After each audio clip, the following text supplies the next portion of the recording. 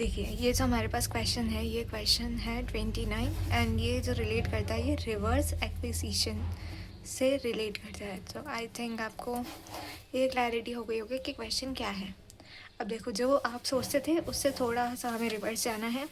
यहाँ पे हमारे पास है एंटिटी ए और एक और है एंटिटी बी। एंटिटी ए बोला जा रहा है कि ये 2.5 शेयर्स इशू करेगी। जितने भी शेयर्स एंटिटी बी के फॉर एक shares 1 shares of entity B के बदले में वो अपने 2.5 शेयर्स इशू कर देगी। एंड जो fair value of ordinary shares of, अब इसका जो फेयर वैल्यू है वो दिया है हमें ₹40। किसका? बी का। And the cotton market price, और मार्केट प्राइस कितना है? 16। हमें क्या चाहिए होता है? Fair value. ठीक है। And the fair value of entity A is identifiable asset, और जो फेयर वैल्यू है और एंटिटी ए के आइडेंटिफाइबल नेट एसेट वो कितने हैं हमारे पास? सेम है, बस यहाँ पे एक नॉन करेंट एसेट का फेयर वैल्यू कितना है? 1500। ठीक है। एंड द बैलेंस शीट हमें फर्दर दी है। Assume that entity B earning for the annual period is, entity B की अर्निंग जो है वो है 600 and consolidated earning for the same annual period were this. Assume that there is no change in the number of ordinary shares issued by entity B during the annual and during this and the date of reverse acquisition and so on. अब देखो यहाँ पे हमें पता लगाना, यहाँ पे हमें दिया है ना, एंटिटी ए के पास कितने हैं? 100 शेयर्स, और एंटिटी बी के पास कितने हैं? 60 शेयर्स। हम क्या बोल रहे हैं? आफ्टर दिस एंटिटी ए जो है अपने 2.5 शेयर्स देगी एंटिटी बी के 1 शेयर्स के बदले। तो यहाँ पे कितने हैं एंटिटी बी के पास? तो देखो आज के डेट में तो हमारे पास जो सिचुएशन है वो यही है कि ये क्या है? ये लीगल पेरेंट है, यानी कि ये एक्वायरर है और ये एक्वायरी है।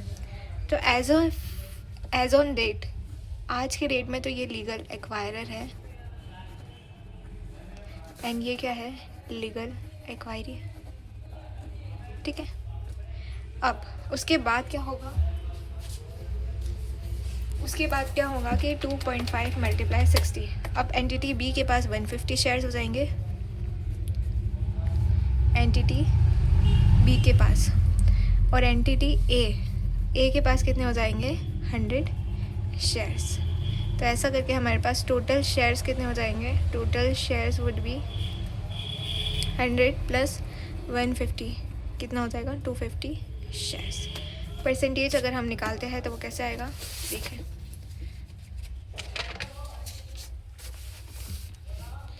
एंटिटी ए का परसेंटेज कितना आएगा हमारे पास?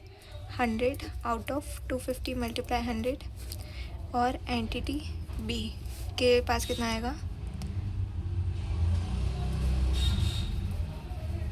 250, और ये हो जाएगा 150।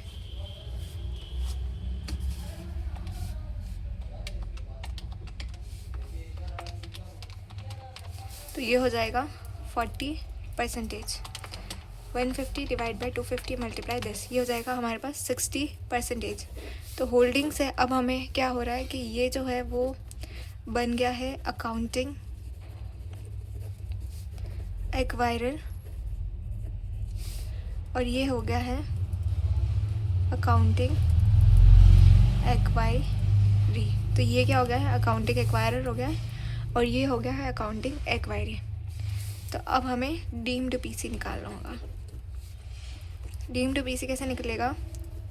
Share before business combination divide by इसका कितना परसेंटेज है after business combination, minus shares before business combination multiply fair value. ये सिंपली होता है, आप वंस यू प्रैक्टिस ना यू कम टू नो कि हाँ ऐसा पैटर्न फॉलो होता है। तो शेयर बिफोर बिजनेस कॉम्बिनेशन कितने हैं? शेयर्स बिफोर 60 शेयर्स थे, परसेंटेज कितना था? 60% हो गया था, एंड माइनस उससे पहले के शेयर्स कितने थे? 60 शेयर्स थे, एंड मल्टीप्लाई फेयर वैल्यू कितना हो गया था हमारा? 40। ठीक है। तो ऐसे करके हमारे पास आया 60 divide by 60% minus 60 multiply fair value. तो this will be ₹1600 as a piece. Plus identifiable net asset कितना होगा, आइडेंटिफाइबल नेट एसेट हमें देखो, अब हमारा अकाउंटिंग एक्वायरी कौन हो गया ये, तो इसका नेट एसेट देना है हमें। अब इसका नेट एसेट हम देंगे तो कितना आएगा, नॉन करेंट एसेट के लिए हमें बता रखा था कितना 1500, नॉन करेंट एसेट के लिए कितना दे रखा है ₹1500, करेंट एसेट के लिए कितना दे रखा है, करेंट एसेट हमें दे रखे हैं 500, ठीक है। तो टोटल कितना हो गया 2000, प्लस लाइबिलिटी कितनी होगी, लाइबिलिटी हमारे पास हो जाती है, नॉन करेंट लाइबिलिटी है, करेंट लाइबिलिटी 300 है, करेंट लाइबिलिटी इज़ 300 और नॉन करेंट लाइबिलिटी कितनी है इज़ 400। तो ऐसे करके हमारे पास नेट एसेट कितना आ गया है 1300। तो 1600 माइनस 1300, गुडविल कितना हो जाएगा हमारे पास 300। अब सिंपली हमें बैलेंस शीट ड्रॉ करनी है, देखो बैलेंस शीट भी ड्रॉ कर लेंगे। बैलेंस शीट एज ऑन जो भी है लिख लेना। अब यहाँ पे सबसे पहले non current asset, non current asset as per index balance sheet, तो non current asset entity A का कितना था, नॉन करेंट एसेट हमने अभी निकाला था 2000 और एंटिटी बी का तो होगा वही है, वो कितना है 3700।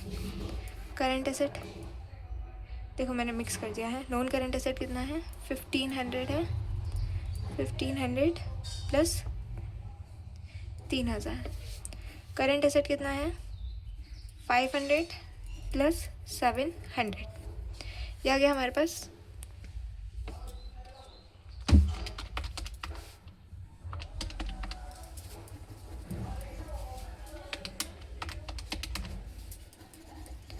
और इसी में गुडविल भी लिख लेंगे 300, ठीक है। ये टोटल हो जाएगा 4500 प्लस 1200 प्लस 300, एक बार के लिए मान लेते हैं ये आना चाहिए।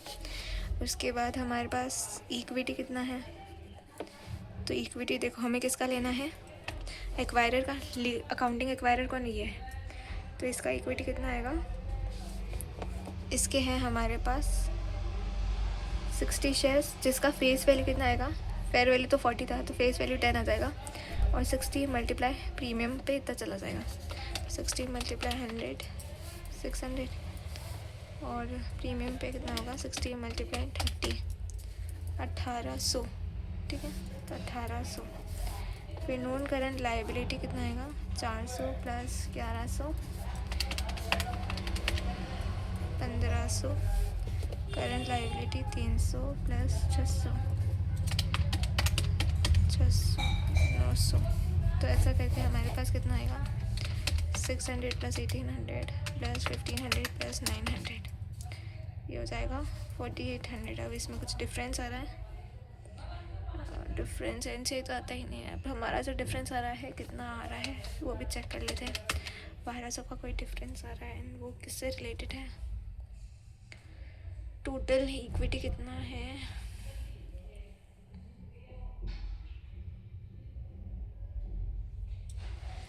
मुझे लगता है अदर इक्विटी का बैलेंस, कई बैलेंसिंग फिगर आ रहा, चेक कर लेते हैं।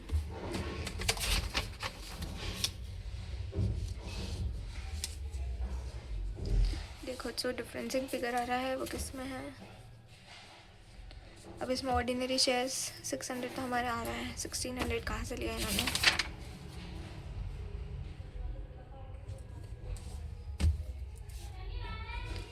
और अदर इक्विटी में 1400, हमारा कितना आ रहा है 1800। तो हमें इसको देखना पड़ेगा। तो हम सिंपली सर की नोटबुक से देख लेते हैं कि हमारा ये जो डिफरेंस है वो किस वजह से है। बाकी हमने ऑलमोस्ट सब कुछ कंप्यूट कर ही लिया। अब देखिए इसमें इक्विटी आ रहा है 600 और 400, 600 और 400 कैसे आ रहा है,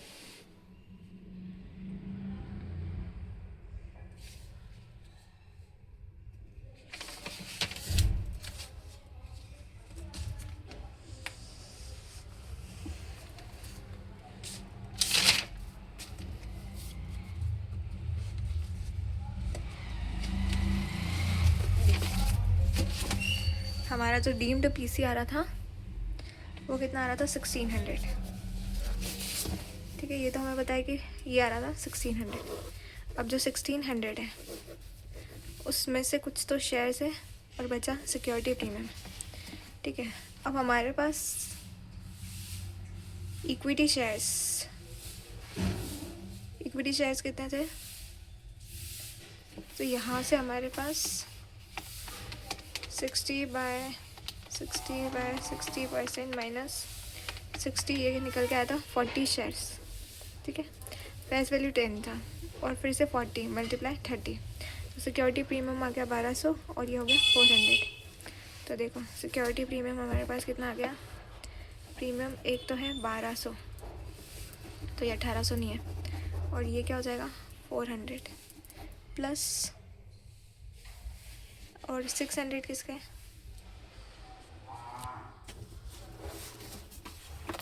तो ये शेयर्स तो हो गए हमारे पास इससे। उसके बाद हमारे पास एग्जिस्टिंग भी है एंटिटी बी के अकाउंटिंग एक्वायरर के, तो ये 600 हमने यहाँ से ले लिया। और अदर इक्विटी में 1200 तो है ही है, और उधर कितना दे रखा है? उस टोटल शेयर होल्डर इक्विटी दे रखी है हमें 2000। इसमें से 600 तो हमारे पास इक्विटी का है, तो 1400 बैलेंसिंग फी का है टोटल का। तो 1200 प्लस 1400 ऐसा करके हमारे पास ये आ गया 2600।